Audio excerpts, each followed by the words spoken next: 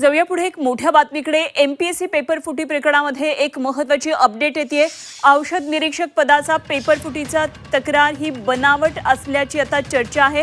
पुन्हा परीक्षा होणार नाही म्हणून हा सगळा बनाव रचलेला आहे असं कळतंय। तर एमपीएससी मधल्या सूत्रांनी ही माहिती दिलेली आहे। मोठी बातमी आहे, पुन्हा परीक्षा होणार नाही त्यामुळे अशा प्रकारे बनाव रचल्याची चर्चा आहे। एमपीएससी पेपर फुटी प्रकरणात सध्याची महत्त्वाची अपडेट आहे। औषध निरीक्षक पदाचा पेपर फुटीची तक्रार ही बनावट आहे अशी आता चर्चा सुरू आहे। ओम देशमुख आमचे प्रतिनिधी आपल्या बरोबर जोडले गेलेत। आणखी सविस्तर तपशील जाणून घेऊया। ओम, औषध निरीक्षक पदाचा पेपर फुटला अशा प्रकारे एक तक्रार आली होती, मात्र ही बनावट असल्याची आता चर्चा होतीये। काय नेमके या संदर्भातले आणखी तपशील आहेत? अनुपमा, खरं तर एमपीएससी मधल्या औषध निरीक्षक पदाच्या संदर्भातला पेपर फुटला ही तक्रार बनावट असल्याची माहिती एमपीएससीतल्या वरिष्ठ सूत्रांनी दिली आहे। मुळामध्ये आपण पाहिलं असेल की आज सकाळी या सगळ्या संदर्भात राजकीय आरोप प्रत्यारोप देखील झाले होते आणि खरं तर कालपासून या सगळ्या विषयाला मोठ्या पेव फुटलं होतं की या सगळ्या संदर्भात नेमकं काय घडलंय।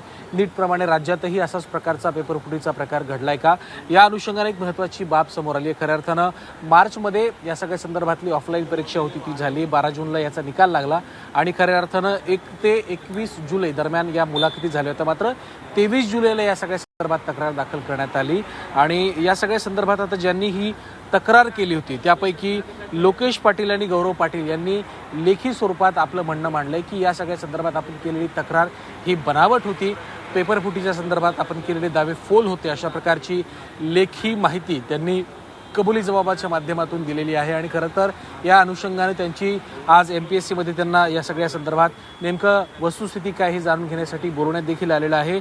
कालसुद्धा जो एक ईमेल एमपीएससीच्या बोर्डाला गेला आणि त्यासोबतच काही मंडळींनी या सगळ्या संदर्भात मेल आणि इतर गोष्टी केल्या, त्या सगळ्या मंडळींना सुद्धा आज चौकशीसाठी बोलवण्यात आलेलं असून त्यांची चौकशी सुद्धा केली जाते आहे।